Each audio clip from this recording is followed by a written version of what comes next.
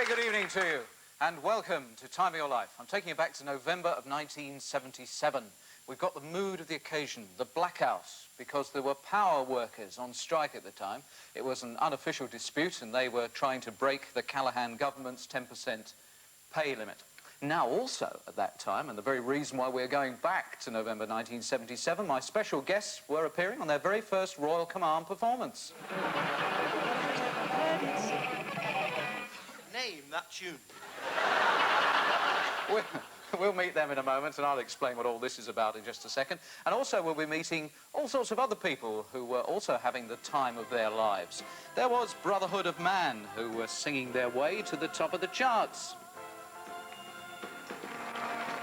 Princess Aasha was swinging her way into the big time.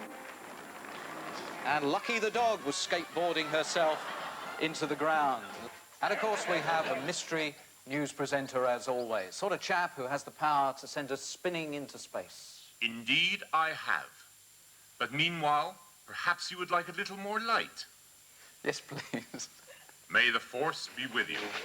Yes, it will be revealed in just a while. The mood of the time, 1977, well, it was very punk. Oh, look at this chair. Not the most comfortable thing I've ever sat on, and I'm not quite sure what that's all about either. Sort of thing Kenny Everett leaves lying around, I think. Cushions with chains on. If you were posh and you had a few bob, then you're more likely to go for cane furniture and posh plants and things. My bag contains various items of shopping, of course. A loaf, which back in 77 would have cost 24.5 pence. Petrol, incidentally, was 76p a gallon then. And this was very much the rage of the time. This was the new national snack. Everybody was wanting these. They cost 12p, but they did cause quite a problem. Pub craze that knocks your teeth out. It was a pretty aggressive time all round. I mean, there were albums that had that sort of thing written on them and were causing controversy in the High Court. Not to mention the face of 1977. What a mug. Oh, dear. In fact, on television, the goodies had the idea that absolutely everybody would be enjoying the punk look. Right, here's the news. Today's Festival of Light rally, Lord Longford made a statement on the moral decline of this country. In support of this, Mary Whitehouse goes to the lot of you. Wonderful. The bag, of course, itself, full of pins and zips and all sorts, and a book. Now, this book, In the Gutter, had all sorts of interesting punky-type people in. And on the front cover of this book of the punks was Subi. That's what she looked like in 1977, and this is what she looks like now. Hello. Hi. Hello.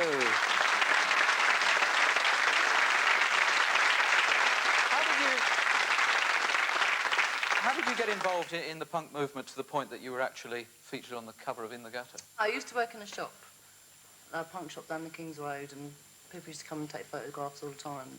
It just landed up on the front cover. Yeah.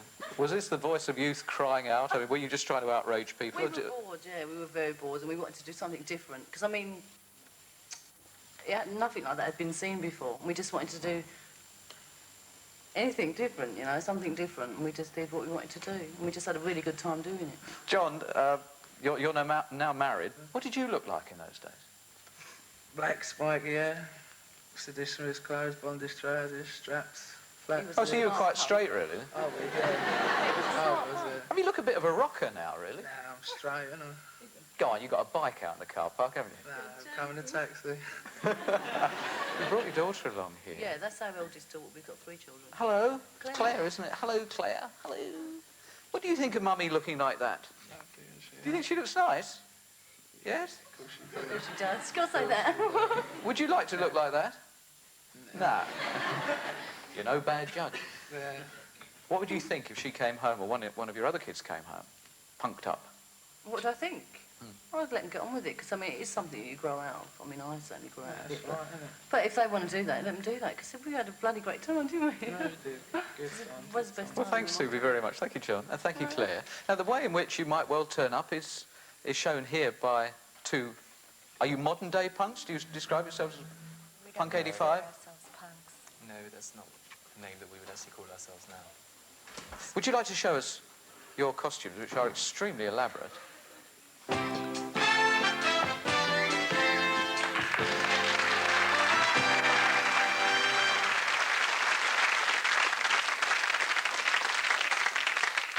What do you think of those people in '77?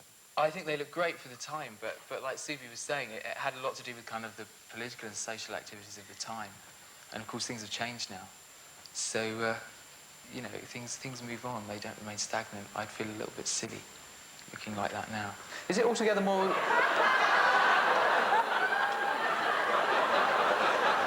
Is this day wear or is this This is work any wear? time. Or what? I mean, it is... However you feel yeah. comfortable. I detect by your accent that you're not British. Where are you from? New York. New York. How does the American scene differ from what we have over here? Well, there is a scene in New York, but it's not nearly as large as the one here.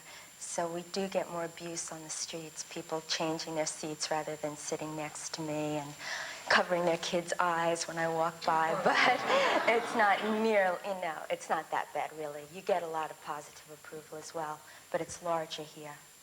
But that's why I like it. And what do you do with your time? I just graduated university, so I'm not actually working yet. Oh, what were you reading? I was doing psychology. That's terrific. Thank you both very much indeed for joining us. Thank you. Thank you.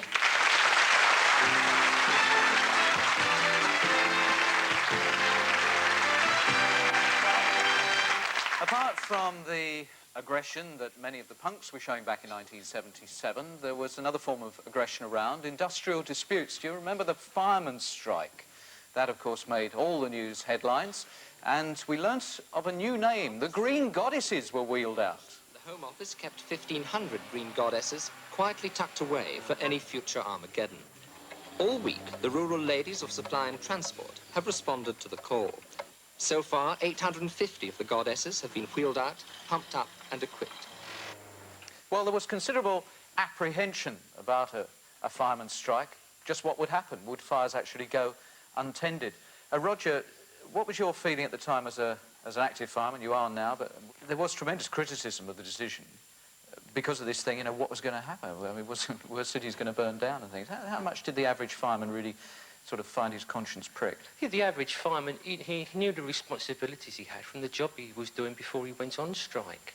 But there comes a time when you can just take so much. And firemen at the time were having to have rent rebates, the children receiving free school meals because they were not earning sufficient money to live on. In fact, you were also making the news, weren't you? Was it? Well, well, there was a story at the time in 1977 that Roger might have been involved in a little bit of strike breaking. The hottest show in town. Buxom stripper Serena started her act in the pub with a fire act.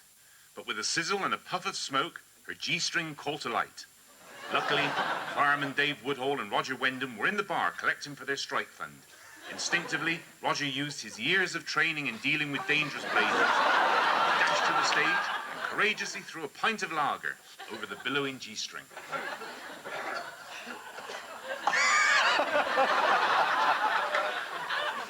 Now,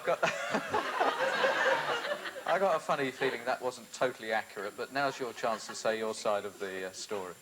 Well, we were just in the pub collecting money for the strike, and it was passed on to a local newspaper and by the pub manager who we knew, and the story got a little bit exaggerated by the time it got to the national press. So you didn't actually extinguish the G-string? We didn't exactly do anything, bar and collect money. Do you regret that? Well, because, you see, we're very keen on reunions on this programme. And over here we have Serena, the lady who was the stripper at the time, and whether or not you threw the lager at her, come over here. I'd love to give you the chance to meet her and possibly the opportunity to do the same. And let's, first of all, get your side of the story. Hello. Serena. Oh, yes, have you met Roger, Serena? You didn't recognise her with her clothes? No. That's what you were going to say? Was it? What about the story? Was it true? Well, yes, it was actually. Roger, or someone similar to Roger, threw some lager at me. But if you really want to know, you can hold these and light them for me, and I'll show you what happened. I don't think we want to do that, do we? We're just not getting the audiences we really want for this program. Oh, my Auntie Olive in Carlisle's not going to like this. Serena, you're having an effect on me. My sparklers won't work. My thumb's on fire, but the sparklers aren't working. I'll tell you what, just while I'm waiting to burst into flow... Oh, there we go. Right, just take your clothes off while I'm... There we go. Sorry for the delay. Now, Roger, you ready with your lager?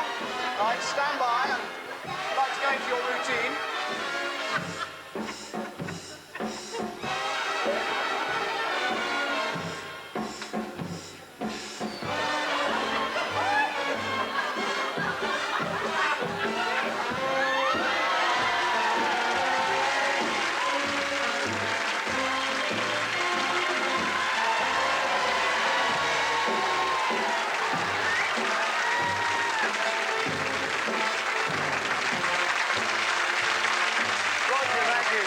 Thank you. Ladies and gentlemen, a little alive.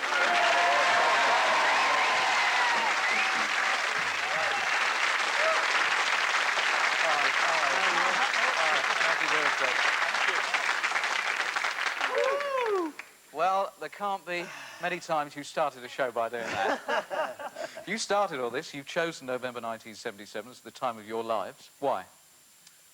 I don't know now. I'm still getting over that, aren't you? Oh, hey, yeah, my heart's going. Sid, you tell Noel. Yes, November 1977. It was.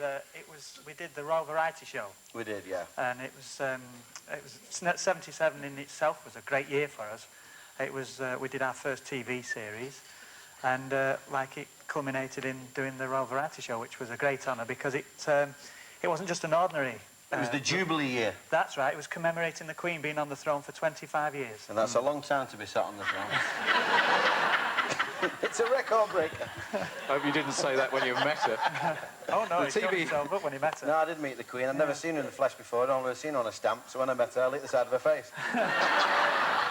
It must have been a very nerve-wracking occasion for you. It was, Noel, yeah, because there was some... there were some legends on there. Legends. Legends, there was. There was. I mean, if you read the programme... Oh, I've got it. Can I pick that up? Yeah, pick it up, Sid. Yeah. Tonight's little, this is your Royal Variety Show. Well, there was some people on that. Yeah, that's there was. Who was on, Sid? Tell Noel who was on. Bob Hope. I'll tell you who my favourite was. That ballet dancer was on, wasn't he? That Rudolph Near Enough. Narayan. Because you know what? My mother was fascinated by this, and she said to me, if you meet him, you've got to ask him. Ask him what? He did that without moving his lips out, couldn't that? No. She said to me, Mum, said, ask him what the lump is at the front of his trousers. Did you? Of course I did. What did he say? He said it's for the woman to stand on when he lifts her up. Oh. You didn't know that, did you? That's a true story. I hope there weren't any smutty jokes like that when you were actually doing the Royal Variety Show. No, there was nothing like that, no. I don't remember what we did, Noel. I was so nervous, so nervous. Because during the rehearsals, Bob Holt, who were doing all the introductions, had to read them all off cue cards. And we were sat in the makeup room listening to him going through these cue cards. And he came to ours, and he said something about two young up-and-coming guys, going to be a big night for them, Little and George. And we went, oh, no. Who's going to tell Bob Hope it's Little and George? Anyway, someone did tell him, so that was OK. Well, you said you couldn't remember what you did. No. Well, we've got a small sort of medley of the act. We can't show the complete act, but here is the Royal Variety Show, 1977. It's got to be the thrill of a lifetime if you're fairly new in the business and you suddenly find yourself booked to perform in one of these great Royal Gala shows. Because if you really do make it, it could be the start of something big, which I've got a feeling is about to happen right now, to a couple of very bright and clever talents, ironically named Little and Large.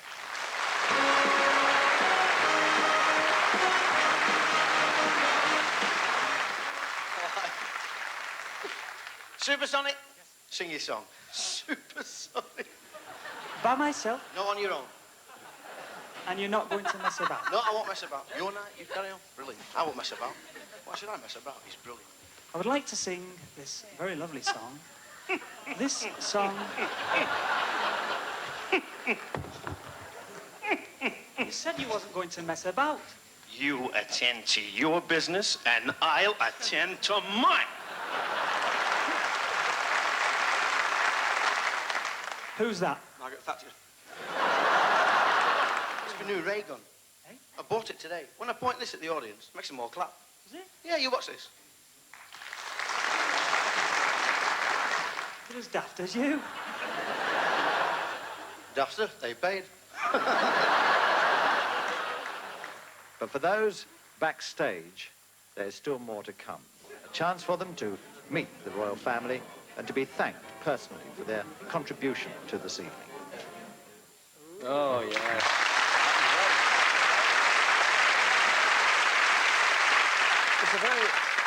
There's a very special atmosphere at the Royal Variety Show. Yeah, it was. It was an exciting night, and meeting Her Majesty. I mean, I made the joke about it before, but that was quite nerve-wracking in a way. It was, because with all the stars on, obviously the Queen had to ask them what they were doing, and she asked Bob Hope, and he was going on a world tour, and then she asked Julie Andrews, and she was doing a film in somewhere in California. Then she came to us and said, "And where are you two working?" We said, "Stoke-on-Trent, love." She said, "How nice." It's true, that. We were working in Stoke. They actually gave us a night off so we could do it. It's true, we were there for the week. Now, what about the music at the time? Can you remember any of the pop acts that were about? I remember them all. Oh, yeah. Quo at the top, yeah. Rocking all over the world. Yeah. We How had the deep champion. is your love? Yes, we used to do that with the old buck teeth. How deep is your love?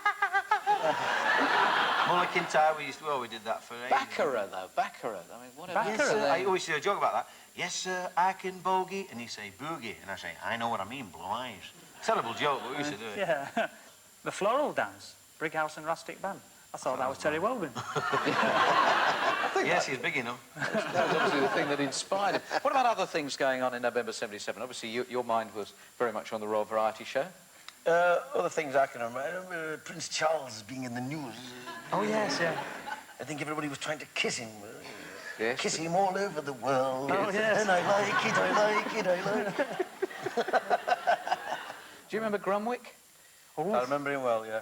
Was it? Arthur Grumwick. Yeah, Arthur Scargill was in that one, eh? It was Arthur. Yeah, The siege, pickets the and things. siege of Grunwick. Yeah, I remember Yeah. it. Skateboarding was all the rage at the time. Do you remember a lady called Joyce McKinney? Oh, remember Ray Charles singing about her? Take these chains from my legs. Is that the one? Yeah. Yes, that amazing lady. There was President Sadat's peace mission when he went to Israel. And there was a young lady who Esther Ranson took from a children's home and gave her the big time. All of that, the flavour of the moment, now come in the sights and sounds of November 1977. Sweep through the heather like deer in the glen. Carry me back to the days I knew then. Nights when we sang like a heavenly choir of the light and the times of the frolicking time.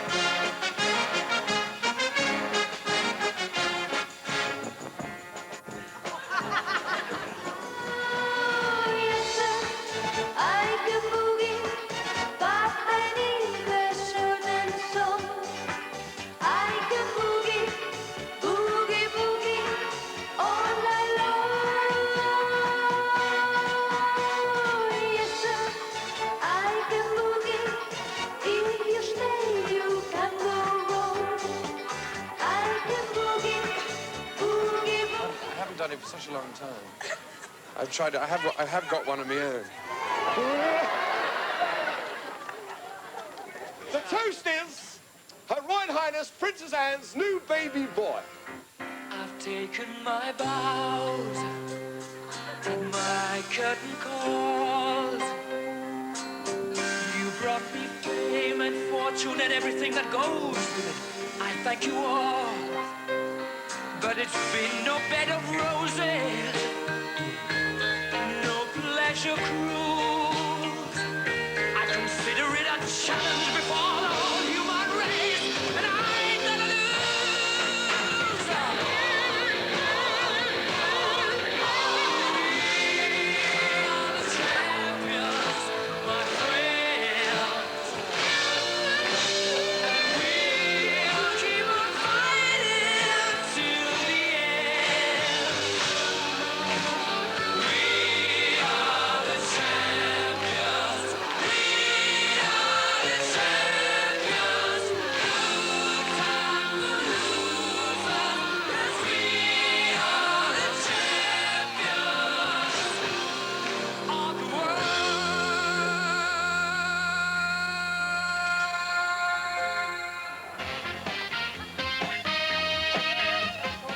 children's home can never take the place of your own family, but Aasha loves children and wanted to become a gym teacher. She had all the qualifications except O-level. So instead, she's going to be a shop assistant. Her house parents have agreed to let her spend 2 months first training for the trapeze. Take your time now. Hold on tightly. Whatever you do, hold on. You've done it! I know. You are now on a trapeze. Yeah, I know. You like it? Yeah, it's all right. It's frightening, but... Can you get down? I don't know. Try and do the crab. You think you can do the crab? Hold on well now. And make sure your toes are tucked well behind those ropes before you turn. That's a good girl.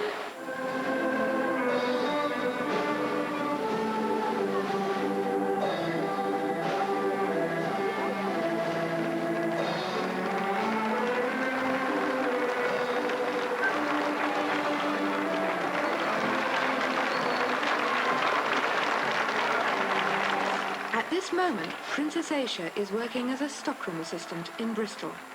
Perhaps it's for the best, but she's 18 in January, and then she's legally entitled to make up her own mind whether to choose spangles or security. Well, if I can, when I'm 18, I want to go back to the circus.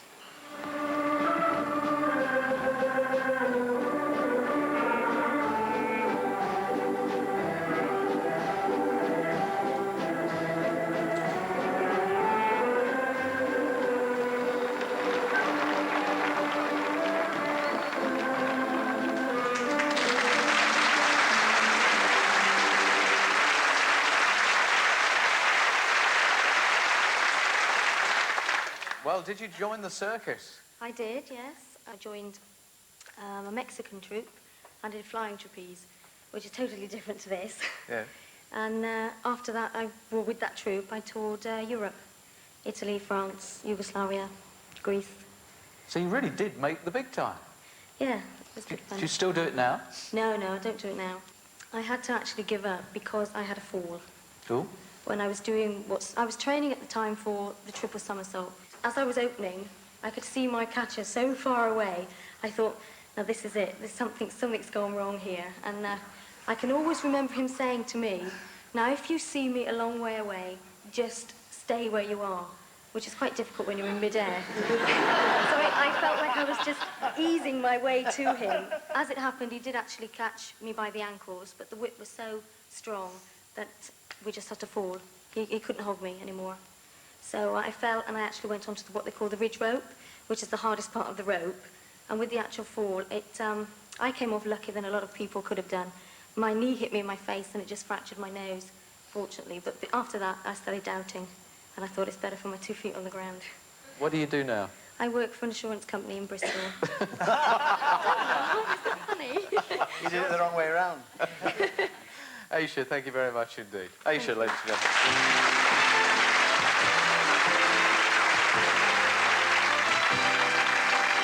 Now, do you remember, what was the big film of the time? Oh, wasn't it? Star Wars. May the Force be with you.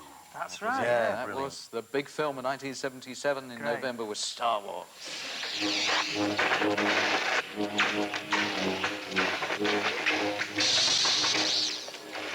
Dan?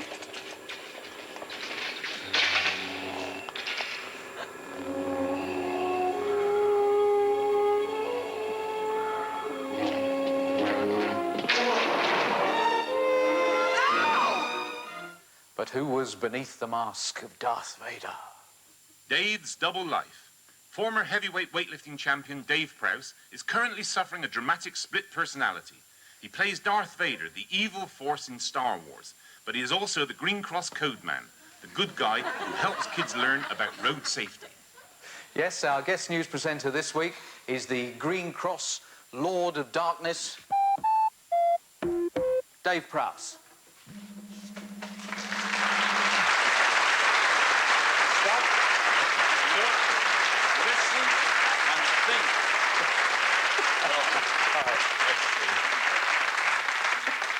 What a split personality. The evil of Darth Vader, or Darth Vader, as everyone likes to call him. And the Green Actually, it Cross... caused me all sorts of problems at the beginning, because right at the very beginning, I became the Green Cross Code Man and Darth Vader exactly at the same time. And Star Wars, the Green Cross Code came out slightly before we saw Star Wars over here. And the Department of Transport were going to sack me because they thought my image as the evil Darth Vader of Star Wars would have a detrimental effect on my image as the goody-goody Green Cross Code man. But they didn't, fortunately. Are kids frightened of Darth? No, they're not, actually, because Darth Vader is I always say, he perpetrates a kind of fantasy violence. There's never any blood. There's never, you know, he never really sort of does much. He kills people off, but he never seems to harm them in any shape or form. He sort of does this to them, like, and then they suddenly choke. No, it's Darth Vader. It's quite funny, actually, that Darth Vader has become the cult figure of the film. What about your own personal reaction? Do you get a lot of fan mail? I get boxfuls and boxfuls of fan mail. Is it all kids? Originally. It's about 90% kids, and about 90% of it comes in from America. And then you got this. Then you get about 1 or 2% of women that have this big sexual fixation about the man in black leather. So those are the interesting ones. Do you get, with this outfit, do you get lots of little old ladies wanting you to help them across the road? I mean, well, no, the funny thing is when I originally was asked if I would have some test photographs taken for the Green Cross Code, little old ladies were coming up and saying, "Oh, mate, you're just what we want around here," you know. It's a great job that you do. And, it is. Thank you for joining us. Ladies and gentlemen, Dave Prowse. Thank you.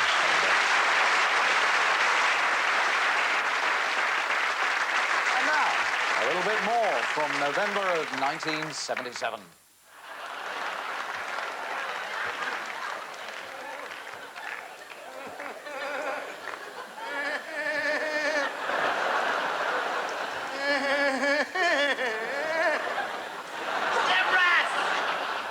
Crocodile sandwich and make it snappy. Still doing it. But what is it, do you think, that's held you two together for so long? Sid does what he's told. No, I think we started as friends. That's the secret, really, as I teenagers, think. yeah.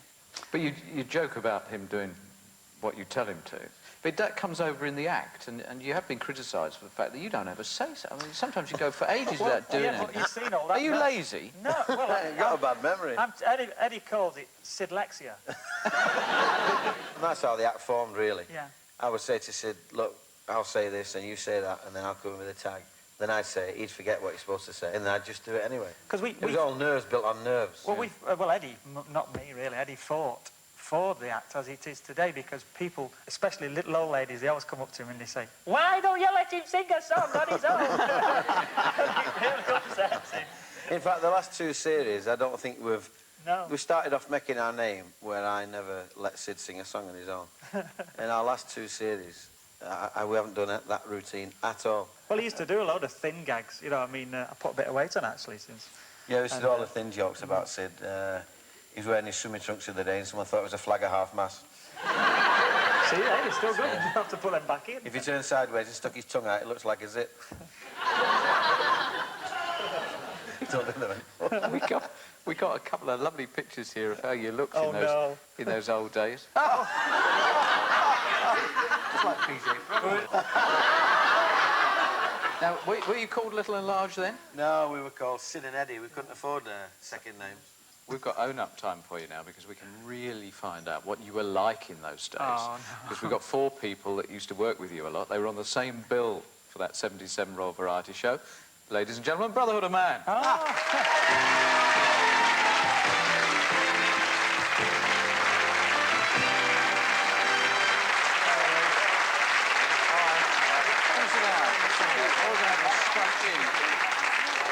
Please sit down. Hi. Do sit down. It's a bit of a scrunch. Hi. You stand up now. Thanks for joining. Now, right, fair enough. Okay. you used to work with these people. Yes. Well, we used to work with them. Yeah, that's right. And they worked with us. Yeah. Actually, I have known Sid and Eddie for 15 years. And Before George... she was Gladys Pugh. I'm not Gladys Payne. We just talked naturally. And I was singing on my own then, and I was your support act, and you were top of the bill. I remember it well. Do you really? I It's about do, 10 yeah. people in. That was our first nervous breakdown. Yes, they had me as a support act. What was the Royal Variety Show like from your point of view? They were big stars, they were. Oh. Yeah. Can you remember playing our records, Noel? I probably slagged you off, actually. Yes, you did. That's another thing we want to speak to you Honesty's the about. best You said volunteer. we were plastic. No. She sounded like Gladys Pugh. But we loved you. Yes, we thought that's you the were terrible great. thing about doing this And we programme, still do. You We think remember rash things you said as a disc jockey when you thought it was terribly hip to knock people like you and the Nolans and things like that, and I've cringed on Time of Your Life so many.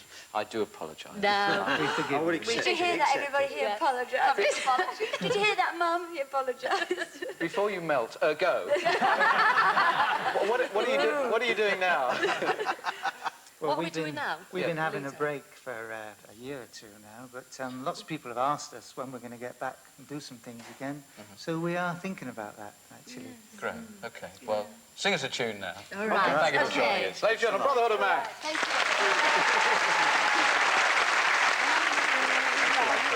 High on a mountain in Mexico lived a young shepherd boy, Angelo.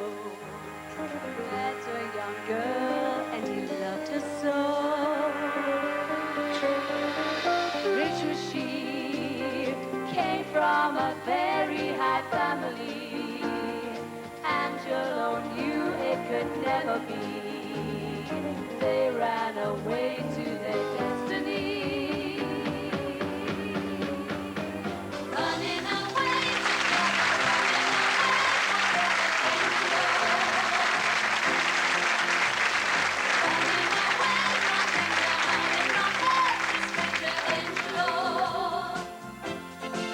They knew it wasn't wrong. They found a love so strong. They took their lives at night, and in the morning light, they found them on the sand. They saw them lying there, hand in hand. Uh-oh, Figaro, he's got magic, oh, oh. Uh-oh, Figaro, he's a Romeo, oh. See him down on the beach.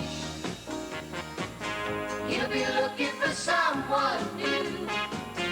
Searching down on the beach. Figaro, Figaro.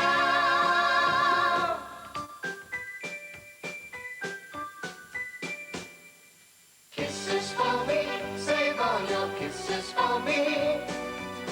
Bye-bye, baby, bye-bye. Don't cry, honey, don't cry. Won't you save them for me, even though you're only 3?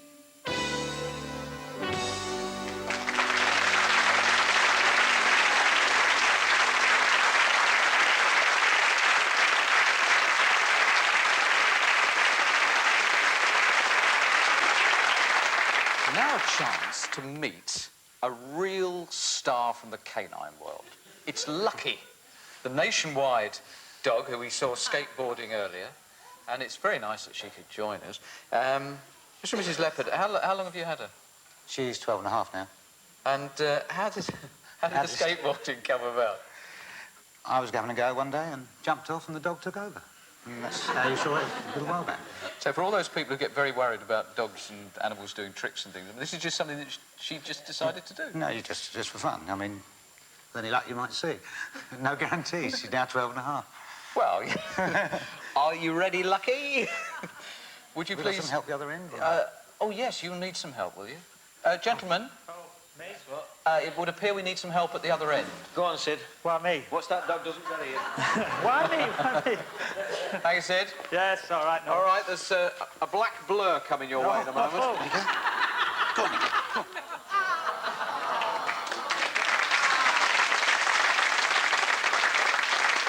Come on, Joe. Come on. Come on, Bill. One more. Come on. Oh, that's a good one. That's a good one. A perfect kill at the end. Thank you very, very much indeed. It's lovely. Well done, Lucky.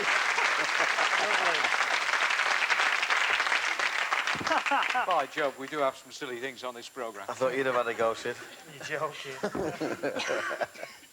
So we've established the fact that this 1977 Royal Variety Show was the big turning point. Did the work flood in after that? Yeah. Yes, we got Of the real the- start of it. Yeah. Everybody The wanted whole it. year, it was It was great. good. It sounds very happy-go-lucky, but do you ever try and analyse what the No. success is Oh, about? I think that's I don't dangerous. think so. That is a dangerous Yeah. business, isn't it? I think that's what Tony Hancock tried to do, wasn't it? With disastrous results. You mentioned Hancock, who had a dark side to him, sadly. What are you like? Are you two happy and cheerful all the time? I'm a worrier. No, I do. I worry. I'm always worrying. If I've got nothing to worry about, I worry. I think Eddie worries on the night type thing because, you know, I mean, comedians do. They're very insecure comedians. A lot of comedians are very insecure. If I had as much confidence in myself as what Sid's got in me, I'd be brilliant. That's right. But I haven't. I tell him to do things. It's And he all said, right, oh, you'll be no. I all said, do it. Because he's still, there's certain gags, which there's some of them we can't tell because they're on live shows, are a bit different. And he'll say, shall I do it? I say, do it. You know, and so he asked me, should he do it or not? Who makes you laugh? Well, there is, yeah. Freddie Starr, to me, is a genius. We've known Freddie 20-odd years, and Russ Abbott. he's brilliant. Frank Carson. There's a million of them. Frank Carson? Yes, we are telling him. That's a cracker. Maggie Murphy in the front row together. That's interesting. You just tee that one up, don't you? You know he's Yeah, he dying does. to do it. What is No, that? but How that's do you it, know? Is he no. quivering? Does it a look in the eye? No, he doesn't. That's it. I want him to do all these He impressions. wants me to do it, I think. Nah, they won't want to hear that. Because he can do them, great. But he doesn't want to do them unless I push him like that. Like you say, tee him up. That's it. It's a good See, word, he that. wants me. He said to me before, when you do all that, I said, nah, I don't want to Do know all the about that. impressions. I mean, I love him So like that's doing Deputy Dog. He said, Okay, then, what's See, they Another laugh. coin in the slot. Yeah, but they laugh. The audience love it, and I think that's what people like to see. It is. I started this show in the dark, and if we keep on like this, we'll be finishing it in the dark. So I think we better complete it there. Thank you both very much indeed. Thank you. Sid and Eddie.